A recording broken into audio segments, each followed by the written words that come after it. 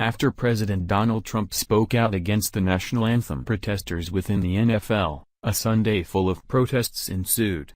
Enitlted players can't give up the misguided cause of flipping off our flag and simply respect our nation while playing a game.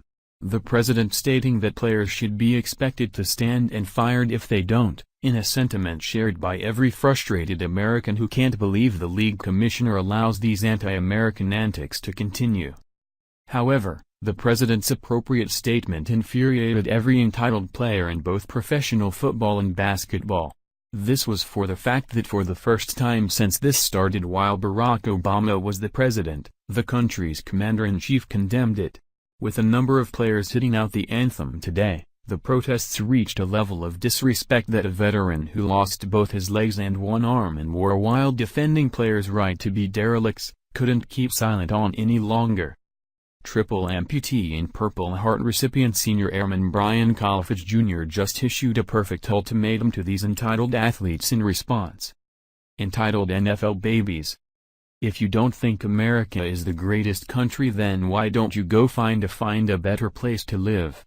The millions of dollars you're being paid right now to disrespect the mass majority of Americans is outright disgusting. All of you entitled brats who just decided to disrespect the flag and the anthem because you don't like President Trump is plain stupid. Why were you not sitting last year or even last week?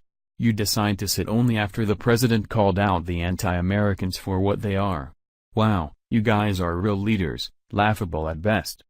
What have you done for your country instead of having one skill, which is only the ability to catch or throw a ball, or the mere fact that you're just big and can get in people's way? I guess you forgot about those who died for our flag, who protected our nation for generations. Those are the greatest people in our country, those are the people making true sacrifices, those are the Americans who your selfishness actions are walking all over. But of course, you're only paid as an entertainer. You're not a fighter, you're not saving lives or liberating the oppressed, you're not living in harm's way for years, and you're not doing a damn thing for this nation as an overpaid entertainer who can run up and down a field. You're getting paid to give Americans a reason to drink beer and party, and these same Americans don't care about what your political beliefs are because your one and only job is to entertain us. That's it.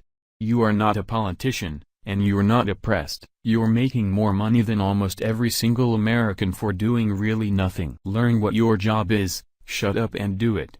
No American can show up to work and piss off customers, so what gives you the right? You should be fired. I signed a blank check with my life to our nation, eventually losing 3 limbs. I've seen oppression, I've seen things that most of these NFL players couldn't handle. The same things that so many other military generations saw. And when I see our nation's flag draped over dead American bodies still riddled with bullet holes, or the American flag handed to a young child who just lost a parent in war, this is why we stand and show respect.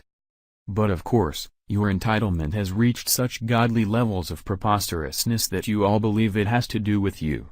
Go read the words to the national anthem. And newsflash, you might be shocked that it says nothing about the NFL or overpaid athletes, or your anti-cop-hating gangbanger friends. So get off your asses and show respect to those who gave you this privilege to play. Kneeling on the sidelines doesn't solve anything that players think it will. It only causes more divisiveness and discontent. The only thing it does is show a complete lack of appreciation for other people's sacrifice and the country you're blessed to live in. While a lot of overpaid professional players think they have something to say with their misguided opinions and protests, nobody has anything as important to say on the matter than Colfage. His opinion is really all that matters and should be the final word on what the big issue is with kneeling during the anthem. Anyone who doesn't accept that can leave the country or suit up and serve.